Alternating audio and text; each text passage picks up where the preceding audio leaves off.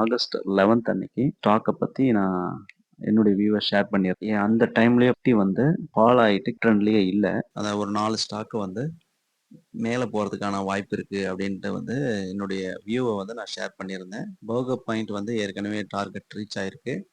நான் என்ன சொன்னேன் அப்படின்னா, இல்ல 535ல என்ட்ரி ஆகுறீங்க அப்படின்னா டார்கெட் வந்து 558 ஆர் 570.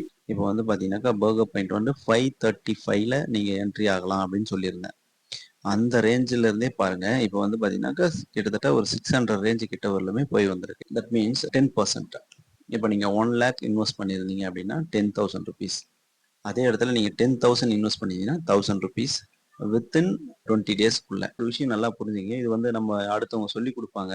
அதை வச்சு நம்ம ட்ரேட் பண்ணிடலாம். பேசிக்ஸ் வந்து கத்துக்குங்க. இப்போ என்னுடைய சேனலை பொறுத்த வரைக்கும் நான் என்ன போட்டிருக்கேன் அப்படின்னா, உங்களுக்கு எது இம்பார்ட்டண்டா தேவையோ அதை மட்டும் தான் போட்டிருக்கேன். எக்ஸாம்பிள் நீங்க வந்து எக்ஸாமுக்கு முன்னன்னு ஜஸ்ட் பாஸ் பண்றதுக்கு என்ன தேவையோ அதை மட்டும் பார்த்துட்டு போவீங்க இல்லையா? அதே மாதிரி நீங்க ட்ரேட் பண்றதுக்கு ஜஸ்ட் அடிஷனலா சம்பாதிக்கிறதுக்கு உங்களுக்கு என்ன இம்பார்ட்டன்ட் தேவையோ அதை மட்டும் நான் என் சேனல்ல போஸ்ட் பண்ணியிருக்கேன். நீங்களும் ஏர்ன் பண்ணணும்னு நினைச்சீங்கன்னா என் சேனலை ஃபாலோ பண்ணிக்கோங்க. நன்றி, வணக்கம்.